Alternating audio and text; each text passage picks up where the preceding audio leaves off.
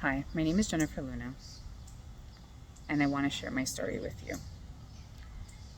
If you found my post, most likely you were looking up this condition and needed some sort of support. When I found out about my diagnosis, I obviously did what everybody else would do. I went on to YouTube, Facebook groups, and all that. I did find a community on Facebook that I'm very grateful for, but nothing on YouTube sharing somebody's journey. And that's what I'm doing right now. I'd like to share my journey and create awareness and also provide hope, because it's very easy during this journey to lose that hope. And so just wanted to begin by stating that I had a breast reduction. It was December 19th of 2024. Very simple procedure. And I did my homework, so I didn't go to some average, back run-of-the-mill type of plastic surgery center. I went to a top-notch doctor. Now, I'm not going to name the doctor. That's not what this post is about. I'm not looking to bash anybody. I'm not, looking to do that. I just want to create awareness and also share out this journey, because it may help others get through this very difficult time in their lives. And so, as mentioned, in December, I had a breast reduction, and this wasn't done for cosmetic purposes. It was more done for medical purposes, for me to feel better. Not only to be able to be more comfortable in my clothing, which that it has kind of done, but more so to help alleviate back pain that I was feeling for years. I was diagnosed at 16 with degenerative disc disease at a very young age. And since then, I've developed psoriatic arthritis, because I do have psoriasis as an autoimmune disease. Also stenosis, arthritis in the back, bulging disc, herniated disc, you name it.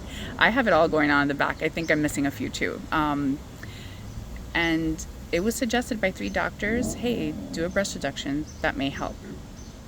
Okay, so now this was recommended by my GYN, by my primary, and by my back doctor. And so I did my research. I started doing my research in 2018, and about 2019 went to the first doctor and interviewed and met, did a consultation, and then things shut down because of COVID. So that halted my search, halted any sort of surgery that I was going to think of doing. And this was in New York. So I'm in New York, and things shut down now. I waited until kind of after COVID and restarted my search. So in New York, I met with 4 doctors, interviewed them. And it wasn't until I was recommended to a very top-notch doctor in Miami. I flew down there, had the consultation, and decided to go with that doctor. Now, unbeknownst to me, Miami and some other states do not have malpractice insurance. So for those that are going to go on later after they hear this, say, oh, you could sue, you could do this, for all the emotional turmoil you've been through and all the financial out-of-pocket costs you've had to deal with, you can't do anything. They make you sign airtight contracts before you go into surgery.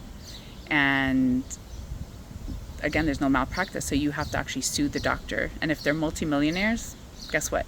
You really can't do anything. And I've consulted with lawyers, so now that that's out of the way, because I know I've been asked so much about that, so I thought I'd just mention that.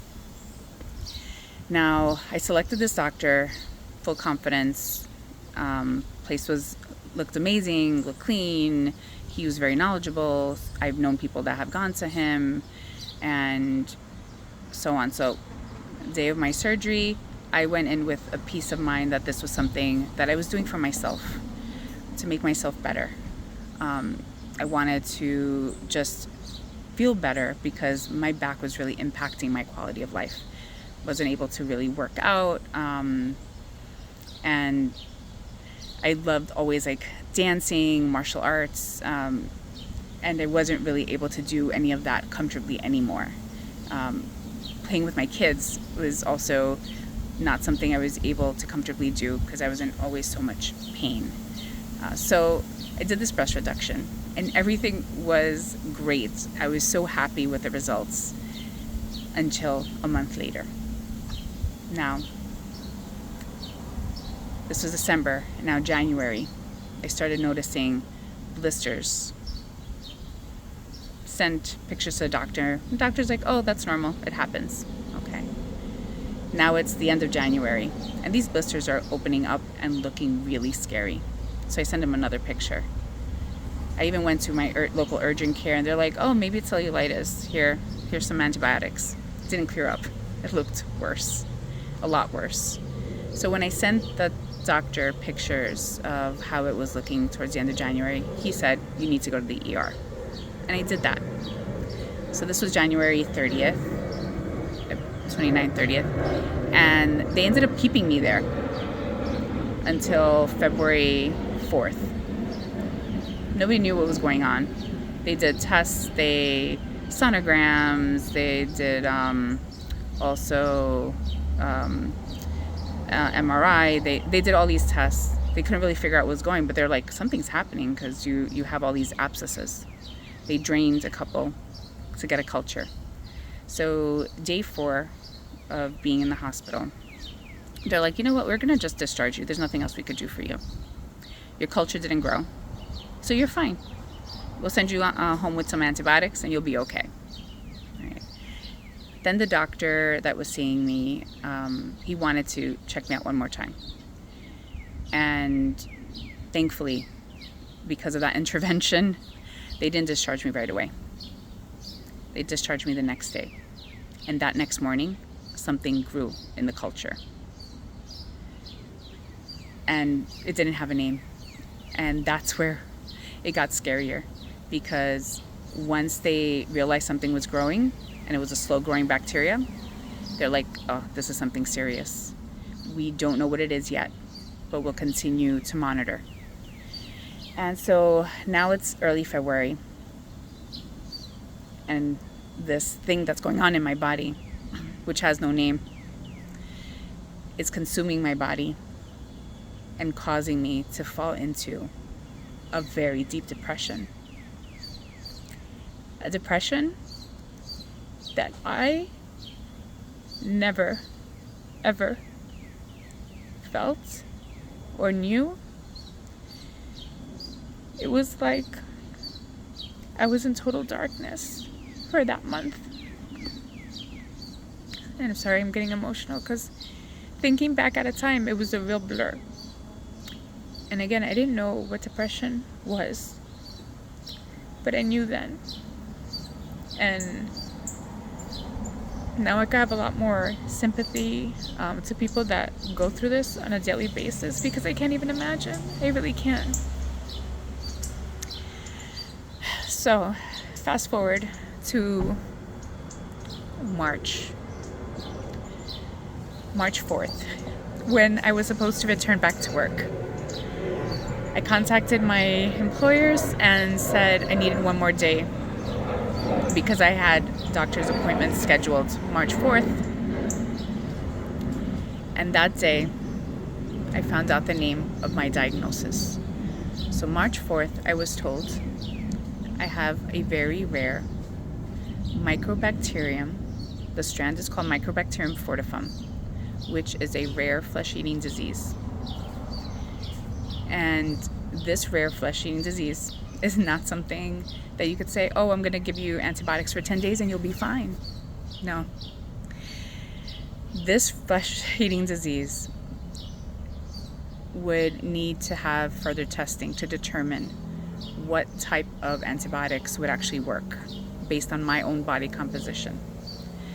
So now that this thing had a name, I was able to go down the rabbit hole of Google and search, and even go on Facebook and join Facebook groups, which, by the way, the people in that group have been so supportive and gave me kind of like that light at the end of the tunnel, because people came out of this okay. I didn't know if I was gonna die from this, because when you go down the rabbit hole, people do die from complications of this, not necessarily from this disease, but complications from the antibiotics, complications from like other infections that you could get through this. So it was really, really scary. So I found out that name, and finding out that name gave me power, because I'm an educator. So I needed to educate myself, and I need to research and figure out. And so coincidentally, I started work the next day. And thankfully I did, because starting work that next day, I got my mind off of everything that I was going through. And just 2 days before, I was literally in a black hole of darkness and depression. But going back to work, feeling like I had a purpose, gave me that energy that I needed again. Gave me that routine that I needed again. I was lucky that I was allowed to work from home. Some people aren't as fortunate. But thankfully, that was approved, and I was able to really immerse myself into work. Now, after work was a different story. After work, I did nothing but research this condition and try to figure out like how I could get better quick. Now, this condition can take anywhere from 4 months to cure to years to cure. And sometimes people have to be on antibiotics for the rest of their lives. And that I did not want to be my case. So I was going to try to figure out like how to make this happen. I started reaching out to naturopath. I hired somebody who's been on me with this journey to try to build up my immune system. I started seeing different doctors, and the doctor that I started seeing originally from the hospital, I felt wasn't hearing me. I started getting allergic reactions to some of the medication, and unfortunately, because we didn't have my sensitivity test to determine which antibiotics I should be on, it was a guessing game. I was just being given antibiotics, just kind of like here, try this, try that. And it really was a guessing game. So I've been on antibiotics like now 7 months. And through the journey, out of the 7 months, about 5 months, I was on the wrong antibiotics. So here I'm like suffering like this tremendous painful bloat in my stomach due to these antibiotics that I'm taking. And it wasn't until I changed doctors and finally I started on my healing journey.